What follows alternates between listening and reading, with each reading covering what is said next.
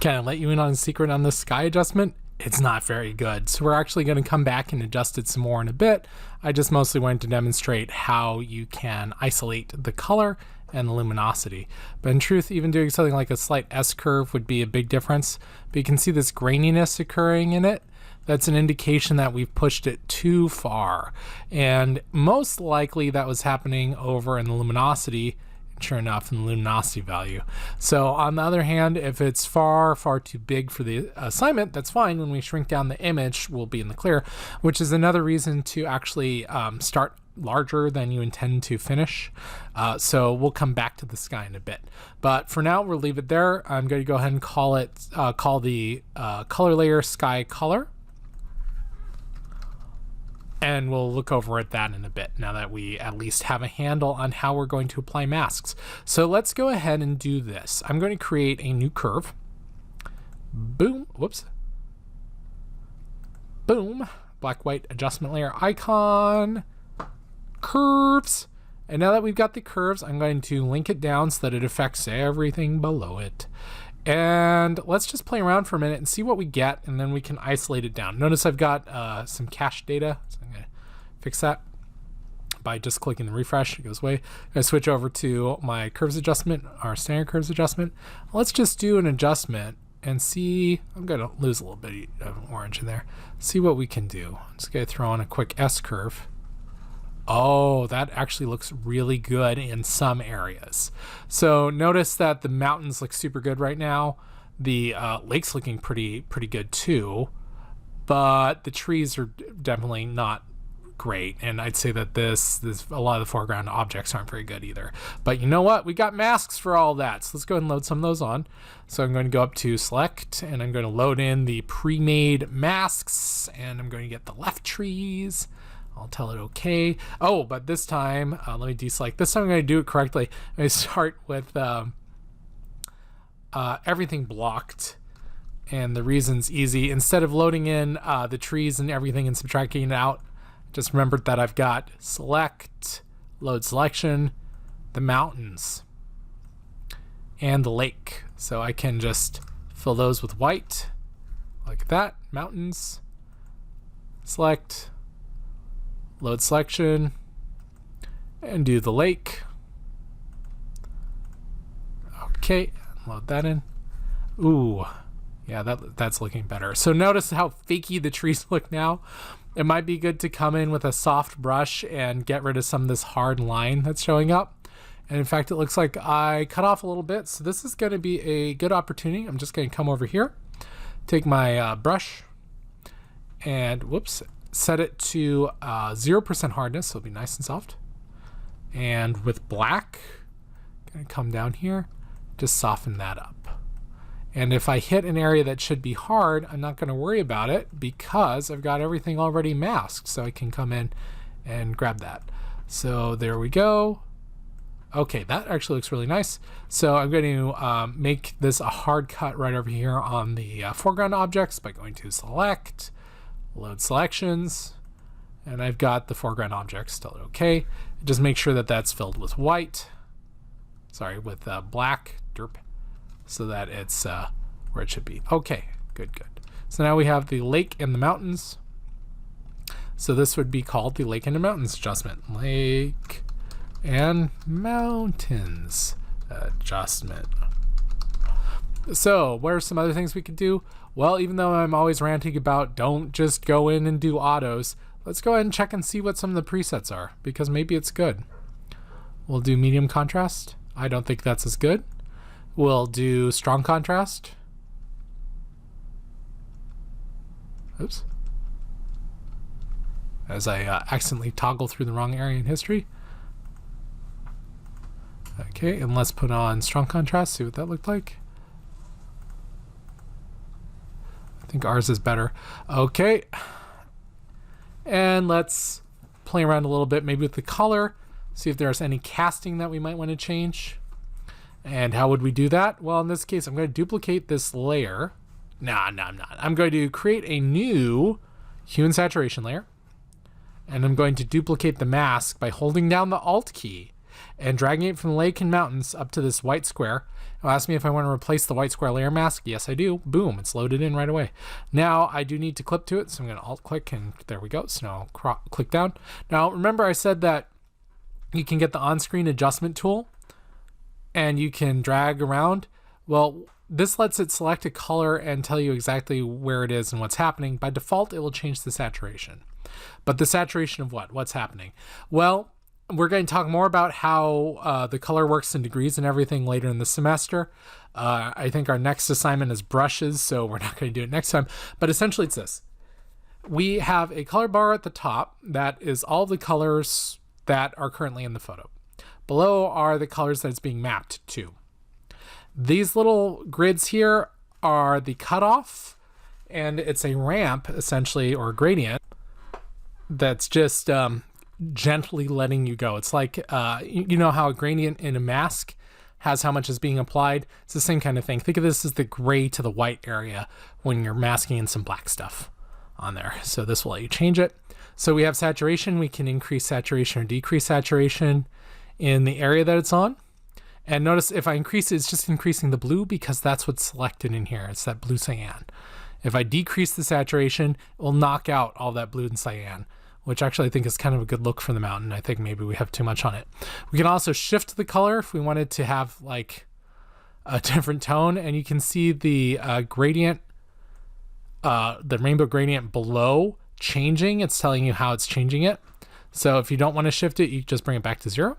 You can also increase the lightness, so you can make it darker or brighter on there. So this is actually a really useful tool to do some isolated alterations. So what if we just desaturate that cyan out a little bit? How's that look? Well, keep in mind that we're hitting up the lake as well. So if we desaturate everything, we're going to lose that crispness in the lake. So that's something that you may want to balance out. You could use a different refinement on the mask so that you leave that area alone, for example. Or you could not desaturate it, and it's up to you. I actually like the mountains with less saturation, so you kind of want to make judgment calls on this. Do you want to have a bright blue lake? If that's the case, then you'd want to come in and do a layer mask on here to bring that back in. And in this case, I think I can just get away with a magic wand tool. And sure enough, and go in. Now for me, I can get away with doing kind of a not perfect job because I'm not grading this one. You guys will want to put a little more work into it to get it nice and tight. Let me do that so that it has the original nice blue there. And real quick, I'm going to save this selection because it's just the lake piece. This could be useful. So I'm going to go select, save selection. Now I'll say this, before you turn in your PSD file, if you have done selections and stuff, clear all that out. That's just a memory I don't need to have taken up. I don't need to see all these. So you just select them all and toss them in the trash can. They live in your channels. They'll let you get rid of them, and then that'll be fine. For your own personal use though, that's okay. So don't even worry about what you go through. Ooh, I think that's looking better, but the trees now look super fakey because we haven't done any adjustments to the trees. So let's work on the trees. Come on in here and make another, we'll do another curves because that's the part that you absolutely have to have. And I'm going to load in another selection. Load selection. And I'm going to get the trees. I'll do the right trees. I'm going to invert it actually, so that when I fill in with the foreground color, you can see that I left the trees alone. But I need to get the left trees as well. So I'm going to go to select, load selection, and I'm going to do left trees. Now don't worry about loading in selections. You don't have to say this is not part of the class, this assignment. That's for much later in the semester. This is just something I did to speed it up so you don't have to watch me slowly, painfully making all these masks. You've seen the videos, you know how I do it. It just takes a little while. All right, so I've got these curves now. My clipping, wow, I can go pretty far in. Now I don't want it to look fake. So I'm actually going to darken it up quite a bit. Oh, that actually looks pretty good. I like that. Now your monitors may be different from mine. And so you may notice that what looks good when I'm like, oh, that looks so good. You're like, no, it doesn't. So we'll talk about color calibration later in the semester. And that will hint you in for what I'm looking at versus what you're looking at. I kind of like that. I don't like how blue-green that is right over there. So this seems like a good time to come in with another hue saturation adjustment. Hue saturation. Alt click. I'm gonna just grab this. I'm going to only get this section though, so I'm going to hold down the Alt and Shift buttons. Notice how at the top left here, I've got a square marquee. Up in the top left, it's switched to the intersect mode. That means that only where these masks overlap, these selections overlap, will that remain the same. So that lets me get that. I'm going to Control Shift I to invert and fill that with black if I'm on there we go, the correct layer. There we go. So now I just have this clump of trees that has like this weird fakey color in them.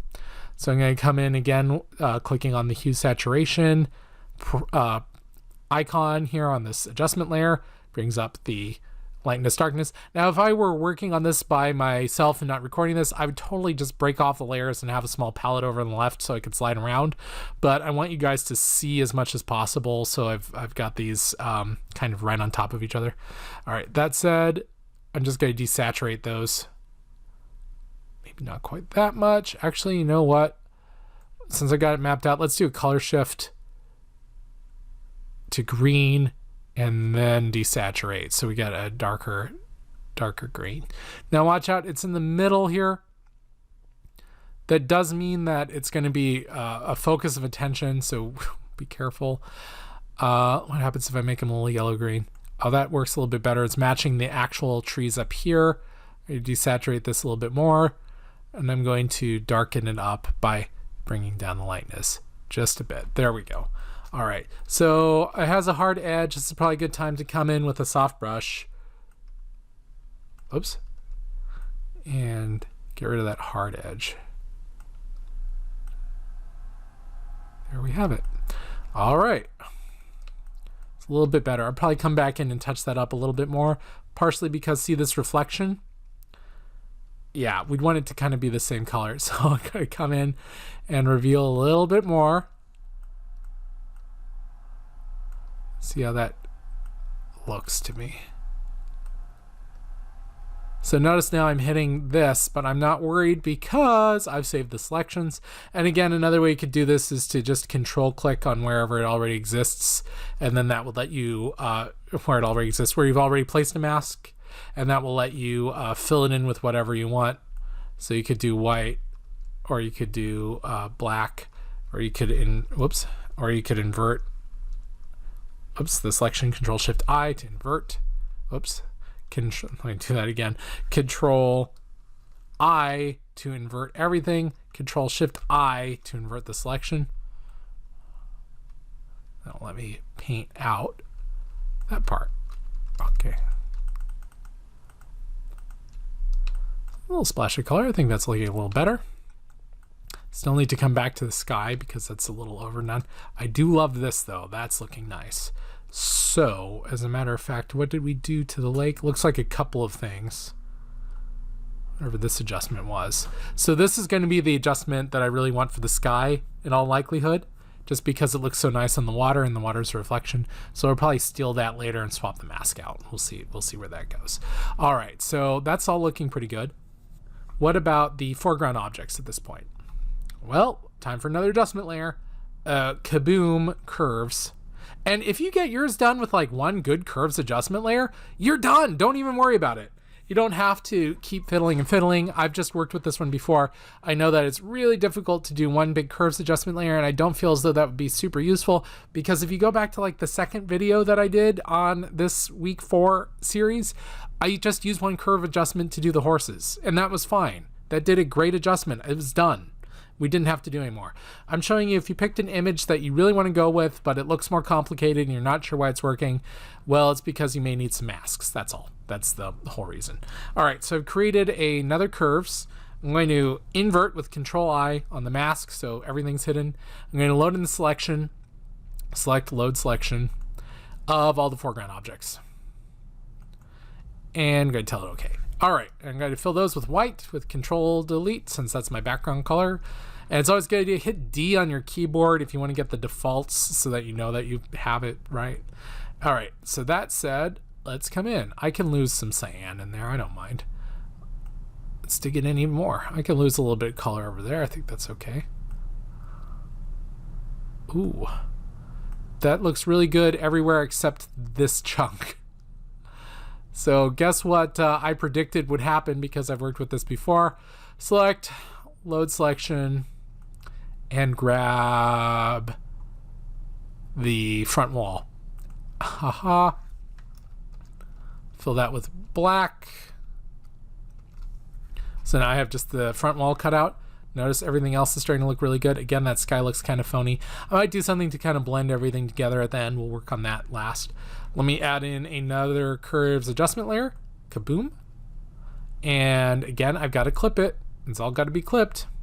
And I'm going to fill it with black real quick.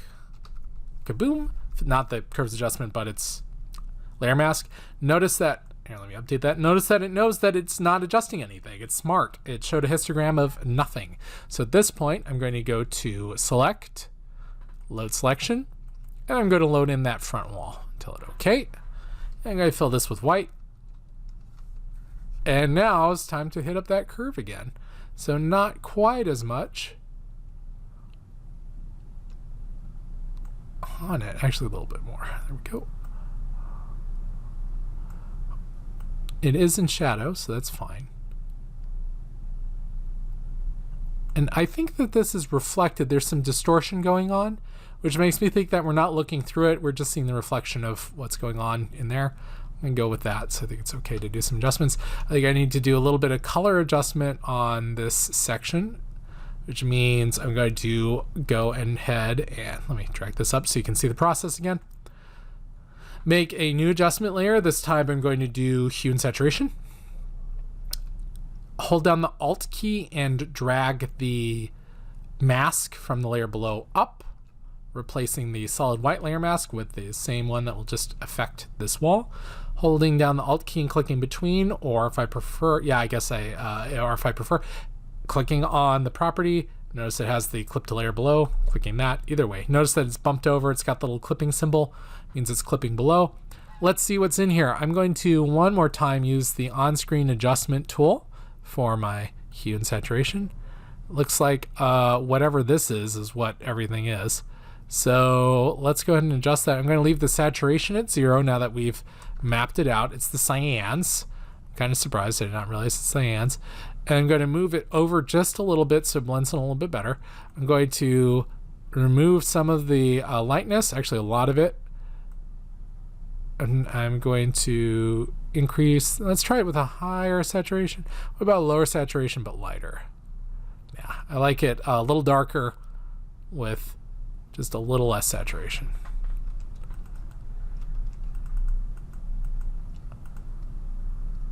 That's coming together. So there are more adjustments that could be done here, but I would like to revisit two things. The sky and these trees still look a little phony on the right. So we'll focus on that.